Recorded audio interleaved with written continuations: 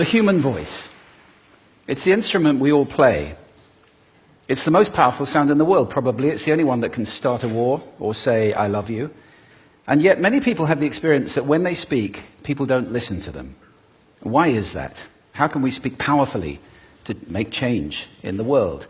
What I'd like to suggest, there are a number of habits that we need to move away from. I've assembled for your pleasure here 7 deadly sins of speaking. I'm not pretending this is an exhaustive list, but these 7, I think, are pretty large. Habits that we can all fall into. First, gossip. Speaking ill of somebody who's not present. Not a nice habit, and we know perfectly well the person gossiping 5 minutes later will be gossiping about us. Second, judging. We know people who are like this in conversation, and it's very hard to listen to somebody if you know that you're being judged and found wanting at the same time. Third, negativity. You can fall into this. My mother, in the last years of her life, became very, very negative, and it's hard to listen. I remember one day I said to her, it's October the 1st today, and she said, I know, isn't it dreadful? It's hard to listen when somebody's that negative. And another form of negativity, complaining. Well, this is the national art of the UK. It's our national sport. We complain about the weather, about sport, about politics, about everything. But actually complaining is viral misery. It's not spreading sunshine and lightness in the world. Excuses. We've all met this guy. Maybe we've all been this guy. Some people have a blame thrower. They just pass it on to everybody else and don't take responsibility for their actions. And again, hard to listen to somebody who's being like that. Penultimate, the 6th of the 7, embroidery, exaggeration. It demeans our language, actually, sometimes. For example, if I see something that really is awesome, what do I call it? And then, of course, this exaggeration becomes lying, out-and-out lying, and we don't want to listen to people we know are lying to us. And finally, dogmatism. The confusion of facts with opinions. When those two things get conflated, you're listening into the wind. You know, somebody is bombarding you with their opinions as if they were true. It's difficult to listen to that. So here they are, 7 deadly sins of speaking. These are things I think we need to avoid. But is there a positive way to think about this? Yes, there is.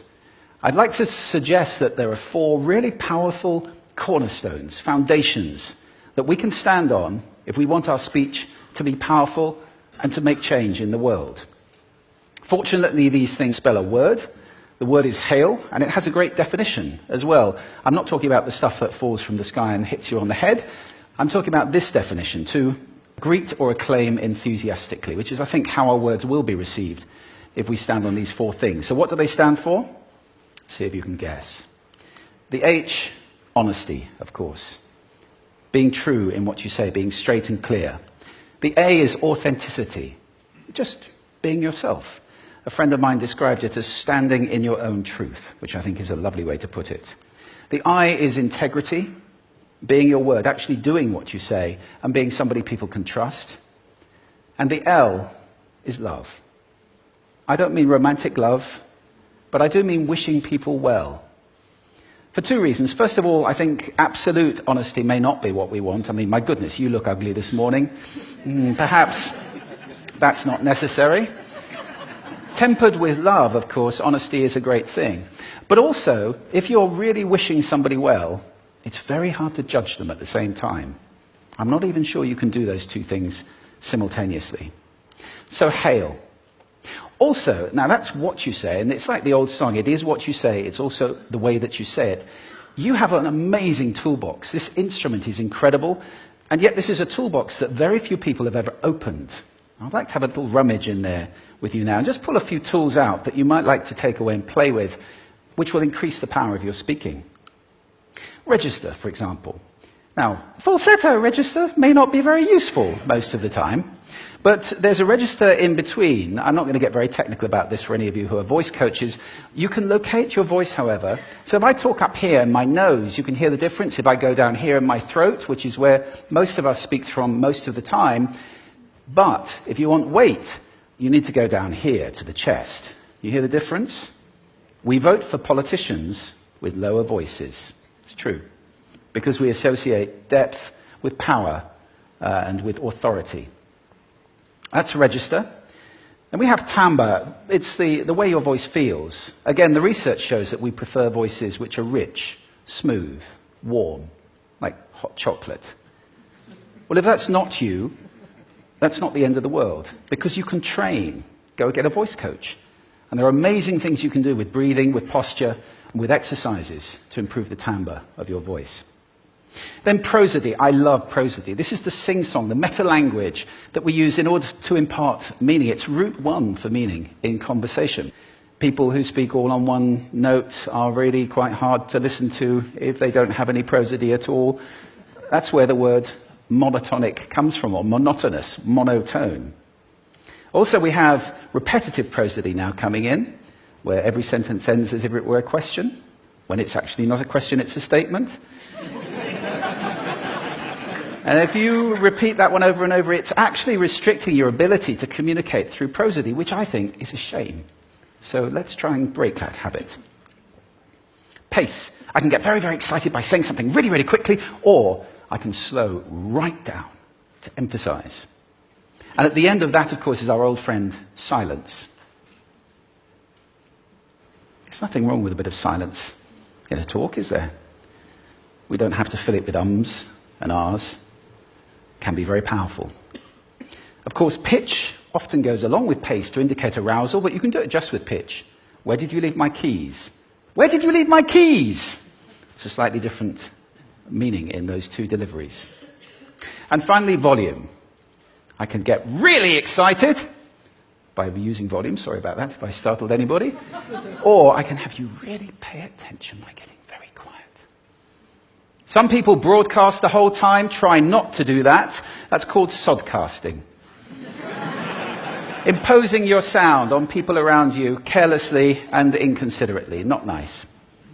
Of course, where this all comes into play, most of all, is when you've got something really important to do. It might be standing on a stage like this and giving a talk to people. It might be proposing marriage, asking for a raise, a wedding speech, whatever it is. If it's really important, you owe it to yourself to look at this toolbox and the engine that it's going to work on. And no engine works well without being warmed up. Warm up your voice. Actually, let me show you how to do that. Would you all like to stand up for a moment? I'm going to show you the 6 vocal warm-up exercises that I do before every talk I ever do. Anytime you're going to talk to anybody important, do these. First, arms up. Deep breath in and sigh out. Like that. One more time. Very good.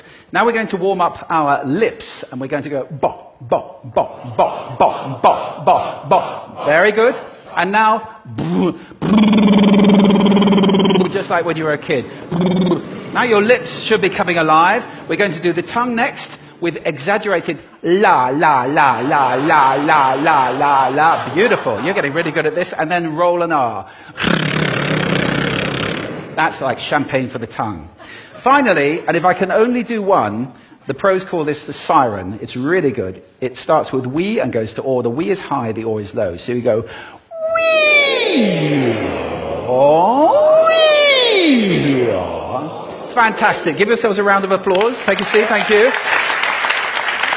Next time you speak, do those in advance. Now, let me just put this in context to close. This is a serious point here. This is where we are now, right? We speak not very well into people who simply aren't listening in an environment that's all about noise and bad acoustics. I have talked about that on this stage in different phases. What would the world be like if we were speaking powerfully to people who are listening consciously in environments which were actually fit for purpose? Or to make that a bit larger, what would the world be like if we were creating sound consciously and consuming sound consciously and designing all our environments consciously for sound? That would be a world that does sound beautiful, and one where understanding would be the norm.